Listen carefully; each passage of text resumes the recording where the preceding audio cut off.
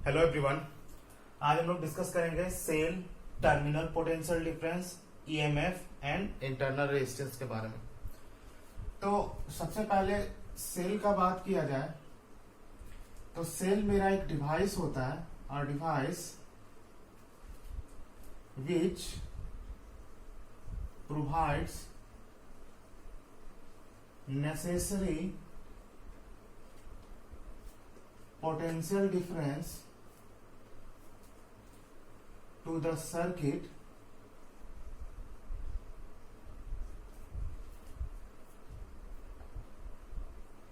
to maintain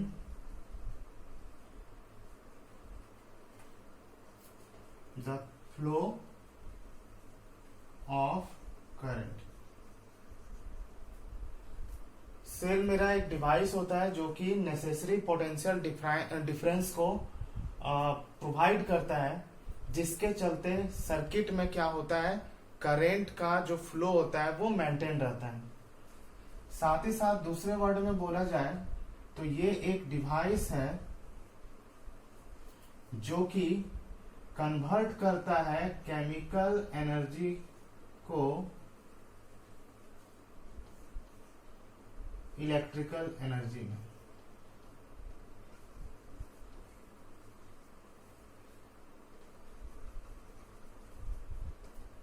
ऐसा device है जो कि केमिकल एनर्जी को किस में कन्वर्ट करता है, इलेक्ट्रिकल एनर्जी में। सिंबल का बात करें तो जो सेल का सिंबल होता है, हम लोग जो देते हैं, डिनोट करते हैं, वो ये है। कहने का मतलब है जो लॉन्ग स्ट्रिप है, जो लॉन्ग वाला रॉड है या लाइन है, उसको हम लोग पॉजिटिव और जो शॉर्ट है उसको नेगेटिव से डिनोट करते हैं। ये मेरा सेल का सिंबल होता है। साथ ही साथ यदि कॉम्बिनेशन ऑफ सेल का बात करें तो ये मेरा पॉजिटिव, ये मेरा नेगेटिव, ये पहला सेल हो गया।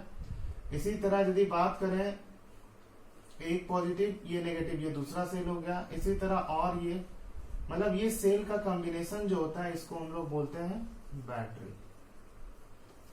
और सेल और बैटरी का क्या काम है, ये सर्किट में क्या करते हैं, पोटेंशियल डिफरेंस को मेंटेन करके रखते हैं ताकि इलेक्ट्रॉन का फ्लो जो हो वो कंटिन्यूअस बना रहे, या तो करंट का फ्लो कंटिन्यूअस बना रहे। अब हम लोग सेल का टाइप्स का बात करें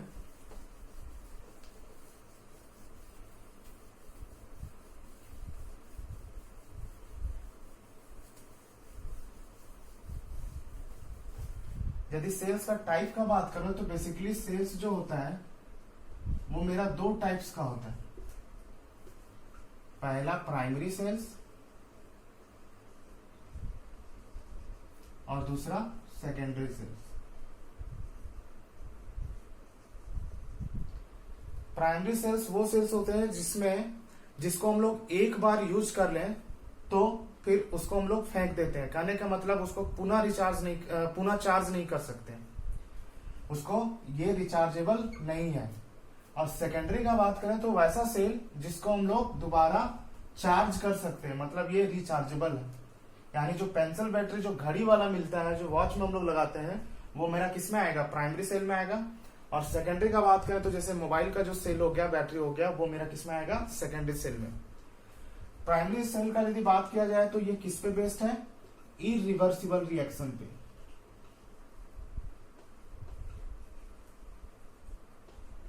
और दूसरा यदि सेकेंडरी सेल का बात करें तो ये किस पे बेस्ड है, रिवर्सिबल रिएक्शन पे।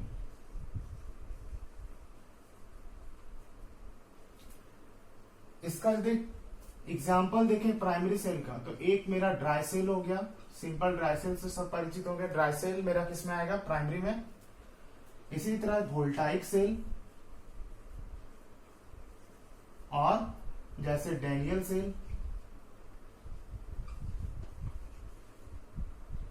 एटसेट्रा, ये सारे सेल किस में आएंगे, प्राइमरी सेल में।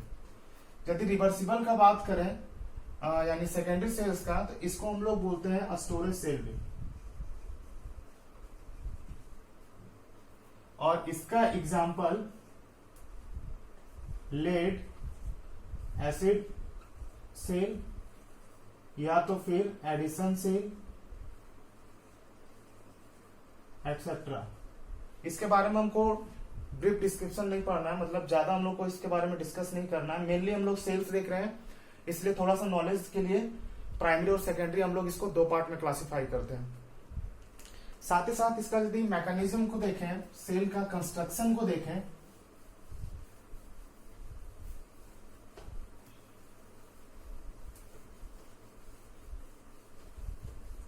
सेल का यदि कंस्ट्रक्शन को देखें तो एक कंटेनर जिसको हम लोग बोलते हैं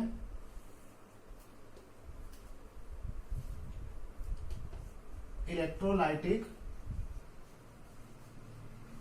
वेसल, इलेक्ट्रोलाइटिक वेसल बोलते हैं इस कंटेनर को।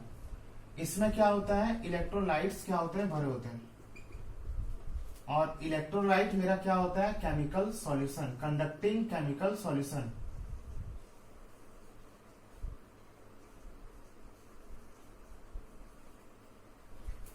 इस इलेक्ट्रोलाइट में क्या होता है, दो रॉड इमर्ज किया हुआ रहता है, डुबोया हुआ रहता है, और साथ ही साथ हम लोग क्या करते हैं, इस रॉड के थ्रू एक रेजिस्टेंस कनेक्ट कर देते हैं। ये मेरा कंप्लीट सेल का स्ट्रक्चर होता है। अब क्या होता है, जब इस केमिकल सॉल्यूशन में केमिकल रिएक्शन होता है, उस समय इलेक्ट्रॉन क्या होता है, इस पे एक्यूमुलेट होने लगता है, और इस वाले रोड पे, सॉरी ये नेगेटिव होगा, इलेक्ट्रॉन इस वाले रोड पे एक्यूमुलेट होने लगते हैं, और इसी तरह यहाँ पे पॉजिटिव चार्ज का एक्यूमुलेशन हो जाता है। इस वाले को हम लोग बोलते हैं एनोड, और इस वाले को रॉड को बोलते हैं कैथोड।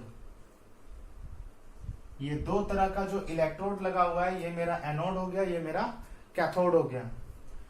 चूंकि यहाँ पे इलेक्ट्रॉन एक्यूमुलेट है और इन दोनों के बीच चार्ज के एक्यूमुलेशन से अब क्या हो गया, पोटेंशियल डिफरेंस क्रिएट हो गया है। यहाँ का पोटेंशियल सपोज कर ले रहे हैं, मान लेते हैं माइनस भी माइनस, क्योंकि नेगेटिव चार्ज के चलते यहाँ पे पोटेंशियल बना है, इसलिए यहाँ पे नेगेटिव पोटेंशियल होगा। इसी तरह इसका यदि बात करें तो इसका पोटेंशियल को क्या कंसिडर कर रहे हैं, भी प्लस। कहने का मतलब है ये मेरा पोटेंशियल क्या होगा, पॉजिटिव पोटेंशियल। अब ये दोनों के बीच एक पोटेंशियल क्रिएट हो गया है, तो इलेक्ट्रॉन क्या होगा, इधर से मूव करना स्टार्ट होगा और इस सर्किट के थ्रू मूव करेगा। इसी तरह यदि करंट का डायरेक्शन देखें तो करंट का डायरेक्शन जस्ट इस इलेक्ट्रॉन के मूवमेंट के ऑपोजिट होगा। तो ये मेरा इंटरनल स्ट्रक्चर था सेल का। अब हम लोग बात करेंगे टर्मिनल पोटेंशियल डिफरेंस की। टर्मिनल पोटेंशियल डिफरेंस क्या होता है, तो मेरा टर्मिनल पोटेंशियल डिफरेंस, जनरली इसको हम लोग वोल्टेज भी बोलते हैं। तो the potential difference between the terminals, the potential difference between the terminals of a cell when circuit is closed। जब potential difference means terminal potential difference का बात करेंगे, टर्मिनल पोटेंशियल डिफरेंस का बात करेंगे, इसको यानी वोल्टेज भी बोलते हैं। तो इस टर्म का जब यूज करेंगे तब सर्किट को क्या होना पड़ेगा, क्लोज सर्किट होना पड़ेगा। क्लोज सर्किट करने का मतलब है कि करंट फ्लो करेगा।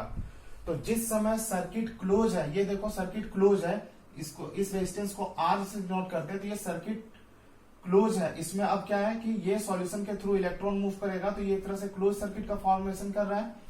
तो ये क्लोज सर्किट में जिस समय बात करेंगे सेल्स का दो टर्मिनल के बीच का पोटेंशियल डिफरेंस, उस समय जो पोटेंशियल डिफरेंस होगा उसको हम लोग बोलेंगे वोल्टेज या तो टर्मिनल पोटेंशियल डिफरेंस। लेकिन यदि बात करते हैं EMF,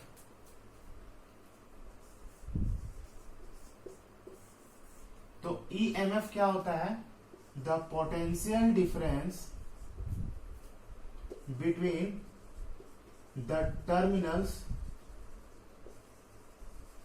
of cell when circuit is open, just इसके रिवर्स। कहने का मतलब है ये सर्किट कैसा होगा, ओपन। कहने का मतलब है ये यहां से हमने ओपन कर दिया, तो इस समय जो पोटेंशियल डिफरेंस होगा उसको हम लोग बोलेंगे ईएमएफ, यानी जो मैक्सिमम पोटेंशियल डिफरेंस है उसको बोलते हैं ईएमएफ। और ईएमएफ का फुल फॉर्म होता है इलेक्ट्रोमोटिव फोर्स। यहां नाम में फोर्स लगा हुआ है, लेकिन ये फोर्स नहीं है, जस्ट एक तरह से सोर्स या डिवाइस है जो कि एनर्जी को सप्लाई करता है। ये एनर्जी को सप्लाई करता है चार्ज को। तो ईएमएफ मेरा ओपन सर्किट में जो पोटेंशियल डिफरेंस होगा सेल्स के टर्मिनल्स के बीच, और जब टर्मिनल पोटेंशियल डिफरेंस का बात करेंगे तो उस समय सर्किट कैसा होगा, क्लोज होगा। और क्लोज सर्किट में सेल्स के दो टर्मिनल के बीच जो पोटेंशियल डिफरेंस होगा उसको बोलेंगे वोल्टेज या टर्मिनल पोटेंशियल डिफरेंस। तो ये मेरा बेसिक डिफरेंस है, terminal potential difference and electromotive force के बीच। अब हम लोग फॉर एग्जांपल के लिए देखा जाए,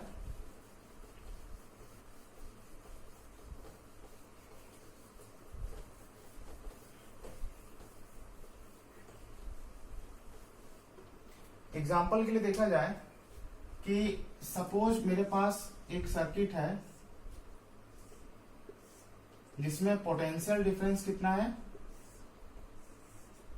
12 वोल्ट। 12 वोल्ट का पोटेंशियल डिफरेंस है और उसको हम लोग एक रेजिस्टर के थ्रू कनेक्ट कर रहे हैं, जिसका रेजिस्टेंस मान ले रहे हैं, सपोज कर रहे हैं 4 ओम है। यदि यहां से करंट का बात करें तो करंट ओम्स लॉ के according I is equal to कितना हो जाएगा, 3 एम्पियर, यानी पॉजिटिव से नेगेटिव की तरफ 3 एम्पियर का करंट फ्लो करना चाहिए। ये तो मेरा ओरिजिनल मीन्स मेरा एक्सपेक्टेशन है।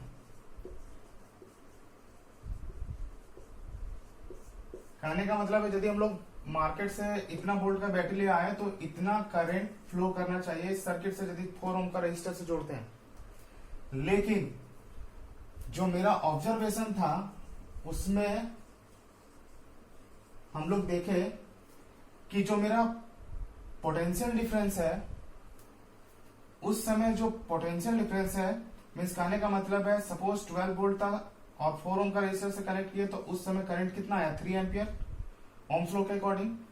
लेकिन ओरिजिनली में करंट कितना दिख रहा था, 2 एम्पियर। ओरिजिनली में इस सर्किट के थ्रू करंट कितना दिख रहा था, 2 एम्पियर। अब यहाँ पे रेजिस्टेंस कितना है, 4 ओम, और करंट कितना है, 2 एम्पियर, यानी वोल्टेज कितना होगा, 2 इंटू 4 यानी 8 होगा, 8 वोल्ट। तो ये 4 वोल्ट का लॉस कहाँ हो रहा था, कहने का मतलब है मार्केट से लेके आए थे उस समय 12 वोल्ट था और मेरा एक्सपेक्टेशन था कि यहां से यदि 4 ओम का रेजिस्टर को जोड़ते हैं इसके साथ तो 3 एम्पियर का करंट मिलना चाहिए था। लेकिन जब ऑब्जर्वेशन हुआ मीन्स इसको ऑब्जर्व किया गया, वोल्ट मीटर या मल्टीमीटर जो भी है इससे जब यूज पैरेलली कंबाइन किए और मेजर किए तो मेरा वोल्टेज आ रहा था 8 वोल्ट।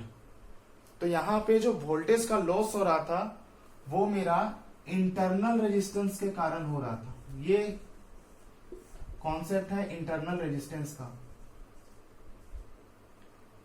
यहाँ पे एक टर्म इंट्रोड्यूस होगा इंटरनल रेजिस्टेंस, और ये इंटरनल रेजिस्टेंस किसका होगा, सेल का होगा। जब हम लोग इसको सर्किट में जोड़ेंगे और जैसे ही सर्किट को क्लोज करेंगे उस समय क्या होगा, पोटेंशियल का लॉस होगा। और वो पोटेंशियल का लॉस कैसे होगा, इंटरनल रेजिस्टेंस में होगा। तो इस पोटेंशियल का इंटरनल रेजिस्टेंस में जो लॉस होगा उसके चलते जो हमको आउटकम मिल रहा है यहाँ पे 8 वोल्टेज, ये मेरा कहलाएगा टर्मिनल पोटेंशियल डिफरेंस। बट ये मेरा जो वोल्टेज होगा 12 वोल्ट का जिस समय सर्किट ओपन था तो उसको हम लोग बोलेंगे ईएमएफ, मतलब मैक्सिमम पोटेंशियल डिफरेंस। तो यहां से भी हम लोग क्लियर कर सकते हैं कि ईएमएफ क्या होता है और पोटेंशियल डिफरेंस क्या होता है, टर्मिनल पोटेंशियल डिफरेंस। तो हम लोग देखने वाले हैं वो है इंटरनल रेजिस्टेंस। तो सबसे पहले हम लोग इसको डिफाइन करते हैं। तो internal resistance, the opposition offered by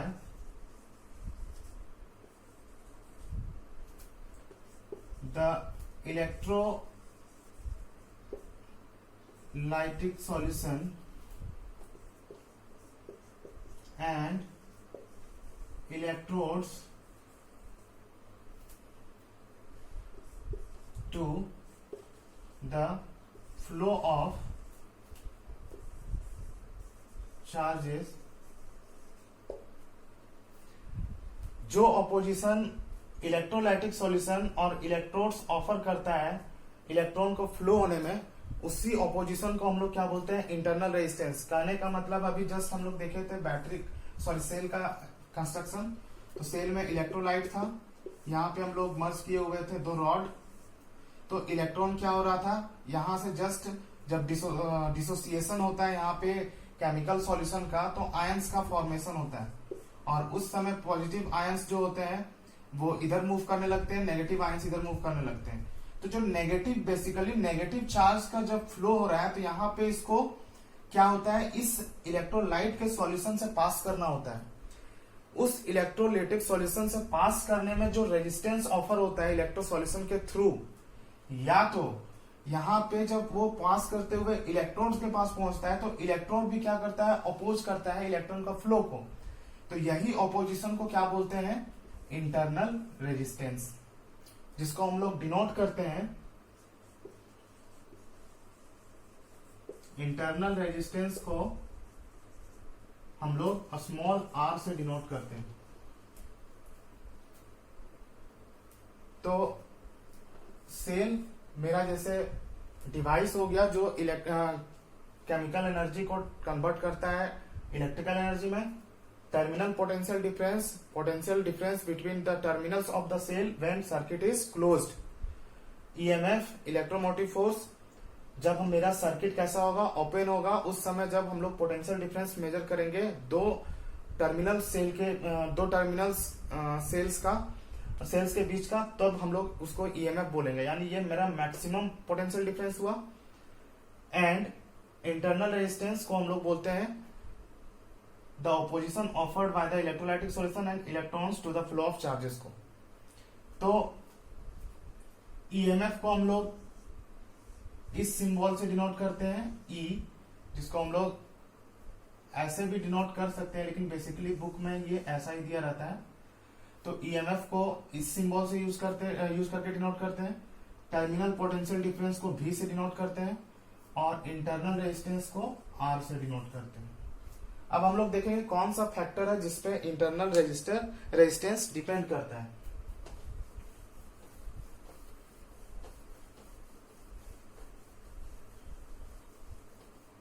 तो जो सबसे पहला फैक्टर है वो मेरा है कंसंट्रेशन ऑफ इलेक्ट्रोलाइटिक सॉल्यूशन। जितना ज्यादा कंसंट्रेशन होगा इलेक्ट्रोलाइटिक सॉल्यूशन का, उतना ज्यादा ऑपोजिशन होगा। सेकेंड यदि बात करें तो डिस्टेंस बिटवीन द इलेक्ट्रोड्स, ये जो मेरा इस टर्मिनल को, जैसे जहां पे नेगेटिव एक्यूमुलेट हो रहा था, इसको हम लोग एनोड बोलते हैं। जिधर नेगेटिव चार्ज का मूवमेंट होता है उसको एनोड बोलते हैं, और यहाँ पे पॉजिटिव का एक्यूमुलेशन था, इसको हम लोग कैथोड बोलते हैं। तो यहाँ पे दो जो इलेक्ट्रोड है, इसके बीच का डिस्टेंस भी मैटर करता है कि क्या इंटरनल रेजिस्टेंस होगा। जितना ज्यादा डिस्टेंस होगा उतना ज्यादा इंटरनल रेजिस्टेंस होगा। साथ ही साथ यदि बात करें थर्ड फैक्टर का, तो इंटरनल रेजिस्टेंस डिपेंड करेगा common area of the electrodes. कहने का मतलब है एरिया जो इलेक्ट्रोड सबमर्ज है उसका क्या एरिया है। जितना ज्यादा एरिया होगा उतना ज्यादा ऑपोजिशन होगा। फोर्थ फैक्टर मेरा जो है वो है टेम्परेचर ऑफ इलेक्ट्रोलाइटिक सॉल्यूशन। कहने का मतलब है इलेक्ट्रोलाइटिक जो सॉल्यूशन है उसका यदि टेम्परेचर को यदि हम लोग इंक्रीज करेंगे तो इंटरनल रेजिस्टेंस डिक्रीज करेगा। तो ये सब मेरे फैक्टर्स हैं जिसपे क्या होगा, इंटरनल रेजिस्टेंस डिपेंड कर। एक और पॉइंट देखें, फिफ्थ पॉइंट, तो ये मेरा होगा नेचर ऑफ इलेक्ट्रोलाइटिक सॉल्यूशन। कहने का मतलब है वो जो इलेक्ट्रोलाइटिक सॉल्यूशन हम लोग यूज कर रहे हैं उसका टाइप्स क्या है, कौन सा टाइप है वो। जैसे अलग अलग इलेक्ट्रोलाइट यूज करेंगे तो उसके लिए अलग अलग इंटरनल रेजिस्टेंस होगा। Relation between internal resistance EMF and terminal potential difference. तो इंटरनल रेजिस्टेंस को हम लोग दिखाते कैसे हैं, जैसे सपोज ये मेरा सेल है,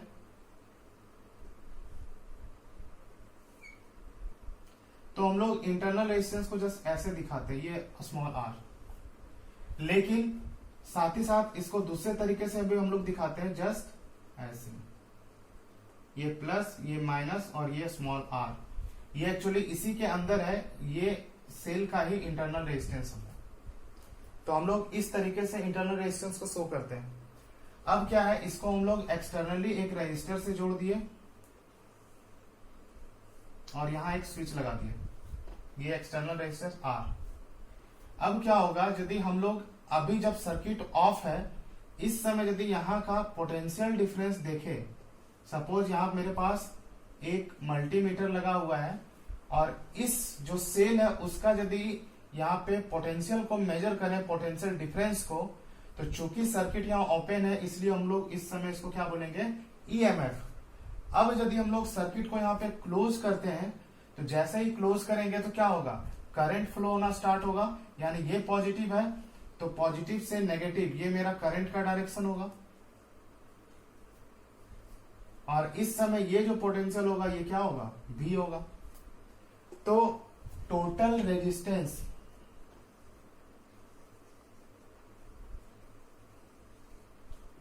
सर्किट का यदि टोटल रेजिस्टेंस का बात करें तो internal resistance plus external resistance यानी कितना हो जाएगा, R प्लस R। साथ ही साथ टर्मिनल पोटेंशियल डिफरेंस का बात करें तो ये कितना के बराबर होगा, कैपिटल V के। और चूंकि current is equal to total EMF upon total resistance,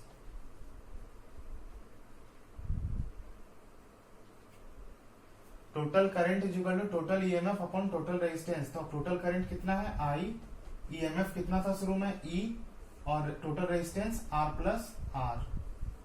यहां से यदि क्रॉस मल्टीप्लीकेशन करें तो E इज इक्वल टू आएगा I R plus I R। और चूंकि ओम्स लॉ से हमको पता है V इज इक्वल टू क्या होता है, I R। देयरफॉर इक्वेशन 2 को हम लोग लिख सकते हैं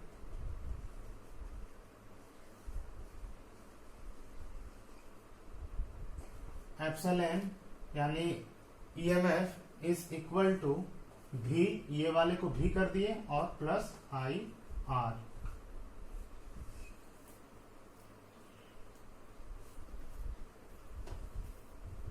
साथ ही साथ इस इक्वेशन से और एक इक्वेशन फॉर्म कर सकते हैं, V is equal to E minus I R। यदि यहाँ हम लोग स्मॉल r इंटरनल रेजिस्टेंस का वैल्यू को यदि इससे फाइंड करें तो चूंकि हमको पता क्या है, I is equal to epsilon R plus R। ये इक्वेशन हम लोग अभी जस्ट डिराइव किए थे। ओम्स लॉ के according, from Ohm's law V is equal to I R। तो यहाँ पे I का वैल्यू यदि पुट करते हैं तो epsilon upon R plus R into कितना हो जाएगा, R। और यदि यहां से मल्टीप्लाई करें क्रॉस मल्टीप्लीकेशन तो ये हो जाएगा VR plus VR is equal to ये कितना हो जाएगा, ER। और यहां से देखा जाए तो VR is equal to E minus VR, और R यदि यहां से निकालें तो E minus V upon VR। और ये मेरा इक्वेशन फाइनल जो आएगा इंटरनल रेजिस्टेंस के लिए वो आएगा E upon V minus 1 into R। ये मेरा रिक्वायर्ड एक्सप्रेशन होगा इंटरनल रेजिस्टेंस के लिए। सबसे पहले ये रिलेशन भी E is equal to V plus I R या V is equal to E minus I R, ये इक्वेशन बहुत इंपॉर्टेंट है। और दूसरा यदि रेजिस्टेंस का रिलेशन देखें E और V के साथ या इंटरनल रेजिस्टेंस का वैल्यू देखें तो R is equal to E upon V minus 1 into R. तो ये दो इक्वेशन जो है न्यूमेरिकल में बहुत काम आएगा।